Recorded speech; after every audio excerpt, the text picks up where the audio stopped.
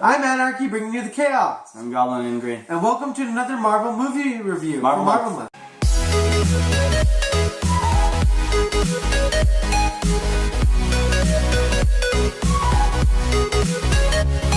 My God, the music in this movie. Hans Zimmer killed it. Magnificent Six are good too. Batman vs Superman composer, Man of Steel composer, Pirates of the Caribbean, Madagascar. So many other things. Yeah. Great composers. Too bad he's leaving the business because he is such a great. And what's funny is he's not even like leaving in favor of like Marvel stuff either. He doesn't want to do either.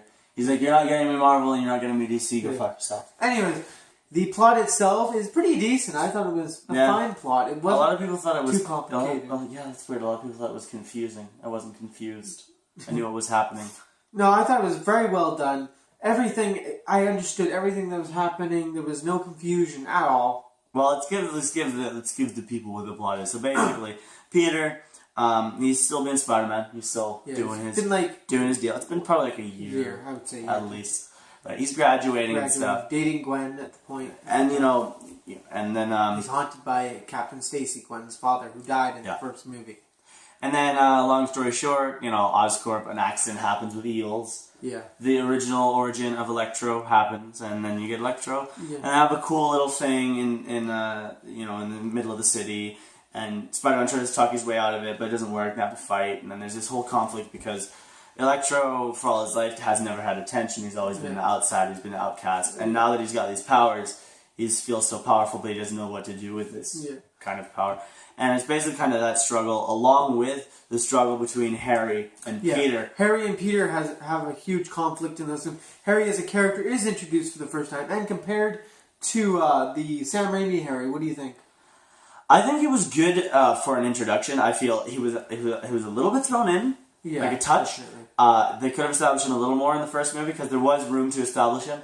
But I mean, for what they did, the chemistry between the characters was really well done. Yeah, it was like really I felt well done. that they were friends and they were knowing each other again. So they did try to at least make it not awkward. My one thing is, like, I was thinking the exact same thing as you, but then they covered their tracks with him being sent to boarding schools and stuff. Exactly. And I could totally see that happening from the Osborns. So I was like, alright, it's kind of annoying, but at least they have a reason for it.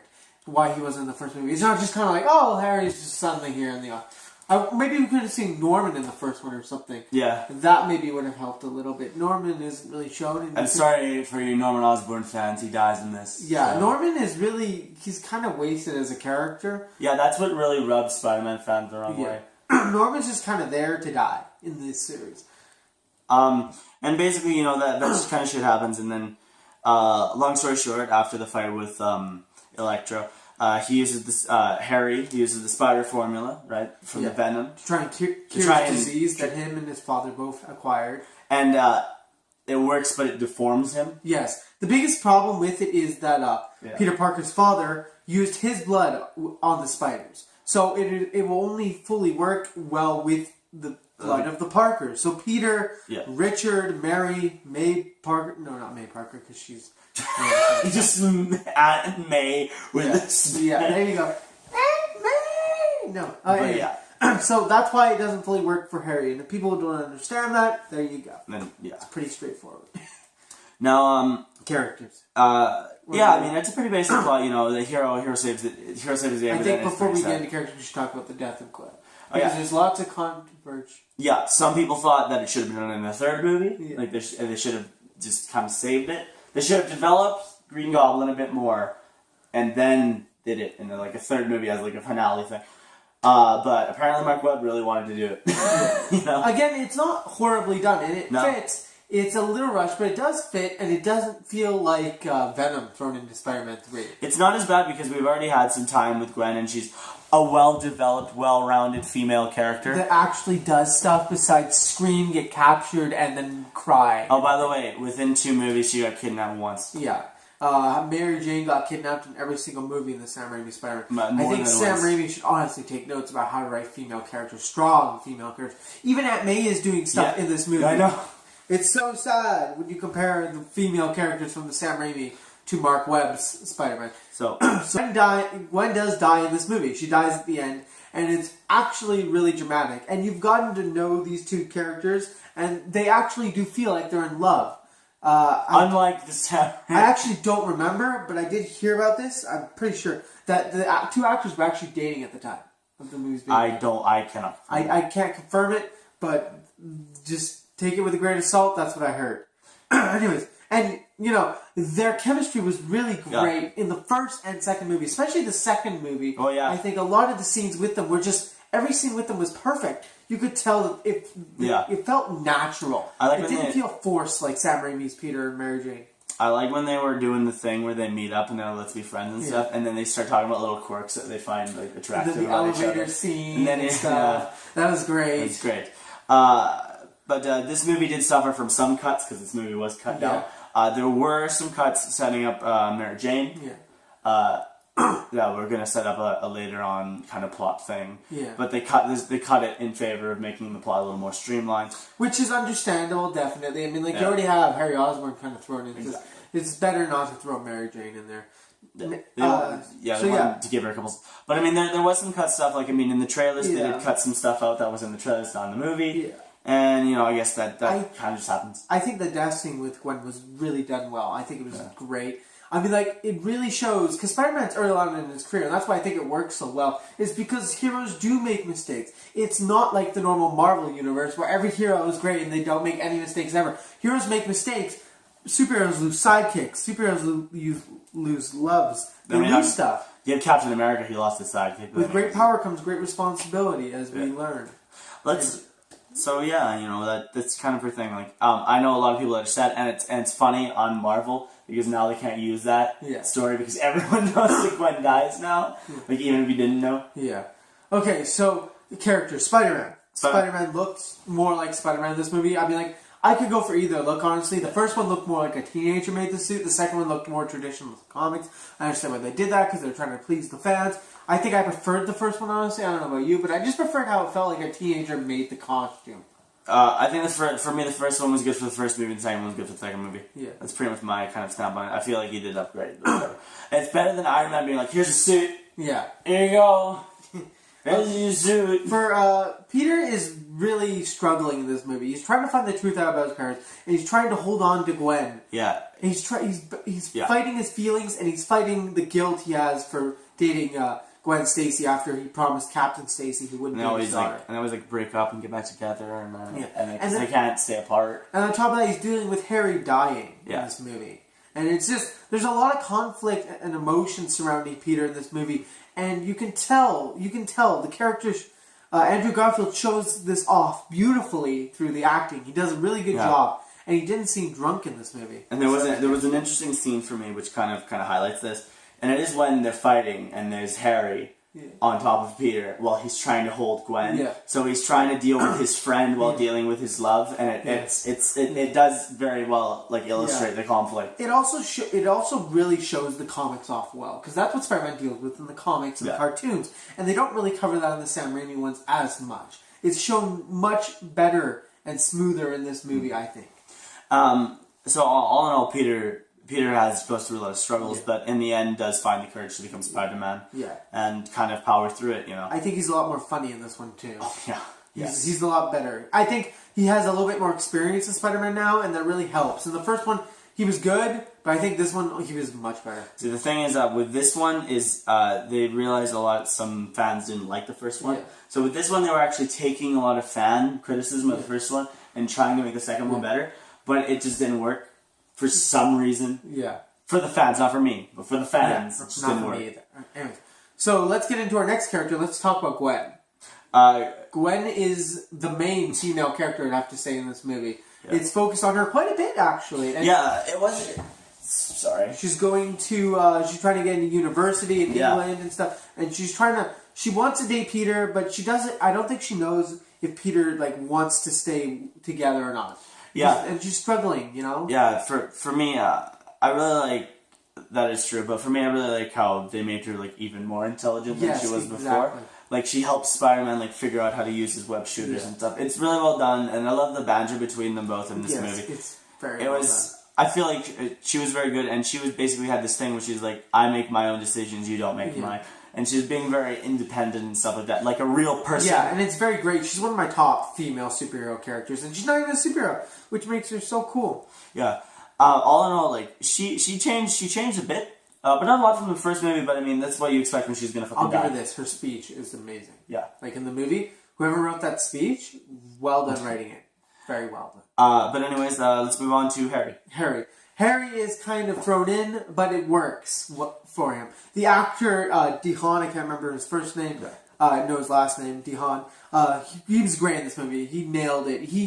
I actually loved him as Harry. Yeah. I love him as an actor. I think he nailed his part. One of my favorite scenes with him is when him and Electro are interrogating the boss at Oscorp, and he's whistling the Jeopardy song, and he's got the pistol. He's like, "Welcome to the bonus round." It's great. I loved it. It was wonderful.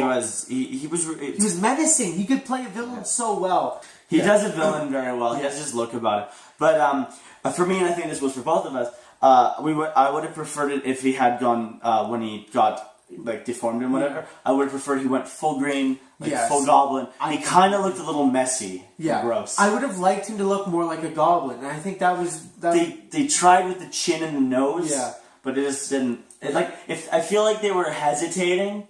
Like I feel like they were trying to, but it was hesitation to. I would have gone full in on Another thing I think Mark Webb did a lot better with Harry and Peter in this movie compared to the Sam Raimi one is the chemistry and the friendship between these two. They actually feel like they were once best friends. I don't know why it works so well, because it does. It's funny because they don't know like the one scene where they're skipping rocks is just perfect, especially when they first meet up again and they just start cracking jokes with each other, just like real friends do in real life. One servant holds the hairdryer and I work at home, so I'm not completely helpless. He's completely making fun of himself, and it's great, and Peter's just loving it, and it's great. It shows that they're friends and they're long lost friends. So yeah, I think he was really good as Harry when he was Green Goblin. I mean, he was menacing enough. His laugh was good. Yeah, his laugh was really good. The glider was cool. Yeah, the glider was cool. The body armor was a little annoying because only half of it was like built. Because they were building it. Yeah, I feel like in the next movie they were going to give him more armor. Yeah, definitely. I think that what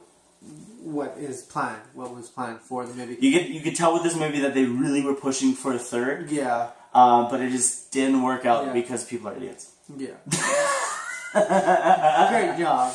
In my personal opinion. Next character. Electro. Yeah, let's get into Electro. No, I thought he was a very well developed villain. Actually, I enjoyed him better than the Lizard. Yeah, I had there was for me I really liked his character beforehand. Yeah. When they made him kind of a nerd and whatever. And he was obsessed with Spider-Man. Yeah, no, but I'm getting to that. Oh yeah. When he was a nerd, and whatever, and he was just awkward and stuff, and then Spider-Man inspires him. Yeah. But then this inspiration turns into an obsession. Yeah. And he starts talking to himself as Spider-Man. He makes cake for himself on his birthday. Spider-Man. Yeah, it's a little crazy. My problem is he kind of resembles every normal person out there. You know, people don't. Most people in the world don't feel like they're noticed and they're underappreciated. A lot of people do feel like that, and I think lots of people can relate to this character in that aspect. Because, people treat him like shit, and you can see that in the movie, and that's really powerful. They use his, the electric designs, and oh, they're ours, sorry, go down. I mean, he gets his powers from people treating him like shit. He's like, can you please turn off the grid? He's like, sorry, I'm on my break. Fuck you, you can deal with it. And, speaking of his powers, a lot of people are pissed off for some reason that they use the original origin for Electro with the eels and stuff. Yeah. And it's weird how they're trying to please, the Spider-Man comic fans, and they still get pissed when you try to use the original origin. I think it was fine. I think Electro's powers were perfectly shown. Yeah, the effects on his powers are very well done. And for me, I like this villain because he did feel it felt like they had up the ante from the Lizard. Definitely. He felt very powerful. There wasn't some giant blue ball in the sky. And he did have fun with Spider-Man. He was playing the itsy bitsy Spider-Man. Yeah, that was so great. The music again, guys, wonderful. Yeah, but I thought it was great. I thought it was very relatable. He was a little crazy, obviously, but when it was him and Harry working together, I could see Harry working a team. Yeah, you know what I mean. Yeah. I want to see this Harry having a team of 6 other people. Yeah, that would have been so cool to see. Him just leading them, showing them how to do this stuff. And I really wish we got a third one, but we didn't. Any more characters we have? Aunt May. She evolves a little bit. We get to see her. She's a nurse. Ready to become a nurse. It's cool. She's helping out during the lights out. Yeah, lights out. No, we can't turn off lights. For me, I do like also how they kind of made her a little bit more relatable. How like she's stressed about bills and stuff because Ben isn't there, so she has to pay for everything. They did that in Sam Raimi, but for me, it didn't feel like she was stressed about it. It felt like she was just like, oh, well. I also really love the fact that she thinks of Peter as her son. Yeah. And the fact that she's annoyed because Peter is looking for the truth. And she doesn't want to because she believes in her mind, due to the evidence that she has, that his parents were traitors and stuff. And that she was there for him. She was the one who raised him. And Peter is her son. Yeah, exactly. And it gets really emotional between the two. Quickly, we need to talk about the most thrown in their villain, the Rhino. Oh. I would have saved him. I would save him for another film. I know they didn't get one. I would say at the beginning of the movie, he was okay because he was just a random dude. Yeah, I would have just done that. Yeah. And also I wouldn't have advertised him either. That was another thing that they did wrong in the advertising for the movie. I just have another thing they could have done for the beginning villain. They could have had so Peter's still looking for the guy who hunted Uncle Ben or something. Yeah, that plot line's lost. Yeah, it's gone. They stopped doing it. Yeah, it's gone. That's the biggest problem with I think a lot of like Mark Webb gets a little excited. Yeah, he gets a little excited and forgets. Oh yeah, right. I was doing this thing. Well, too late. I guess I have to forget about. Oh, well. Hopefully, the fans don't know. And it was awesome. Some of the fan service when there was like Felicia Hardy, Smythe. Yeah, definitely very cool. There's so many cool characters in there. I like the Rhino's underpants. That was cool. Yeah, that's nice. The Spider-Man theme song is this bringer. It's cool. Everything was done very well in this movie, I think. So let's get into ratings. Alright, let's see. I'll go first this time. Okay, I'm gonna give it. It's definitely better than the first one for me by a lot, so I'm going to give it, I think, an 8.3. I think it deserves an 8.3. It did a very good job of telling the story and showing the characters' emotion and evolving the characters from the first movie. And I felt like the chemistry between all the actors and characters were just really well done. I felt like they were really trying to play these parts, and they were just doing such a good job. After watching the Sam Raimi Spider-Man, which did a pretty good job, this was just better. For me, I really enjoyed this series, and I'm so upset that it never continued. Yeah. Because I was really looking forward to the third movie. I really wanted to see that. And I know a lot of people wanted to see it. And they're working on a Venom movie, too. They're working on a Venom versus Carnage movie. And what's funny is in that movie they were going to explain Venom fully. Yeah. With just a full-on explain Venom. It's just disappointing that we're left with this, and it leaves so much that you want to see, but you don't get to see. But for me, I gotta give it an 8. I really enjoyed this movie. I'm so disappointed. Yeah. I think that's one of the biggest problems when watching these movies is in the pit of your stomach. For me, you just feel. Well, I feel it too. Yeah. You just feel the disappointment. I mean, you can still enjoy them as a film aside, but when you think about the potential of this series it could have had. It disappoints the hell out of us. The second movie is the worst one, though. Because the first movie ends and it's nice. Yeah. The second movie is like, well, they have Kraven the Hunter and the Vulture and Doc Ock. And you get really excited, and then nothing ever happens because fans suck. I was so upset. Anyways, guys, this has been another movie review for Marvel Month. Amazing Spider-Man 2. Hopefully you guys enjoyed. Please like and subscribe. Put your rating below. Yeah. This is Anarchy bringing you the chaos as always. And this is Goblin Green. And this is Alcatraz.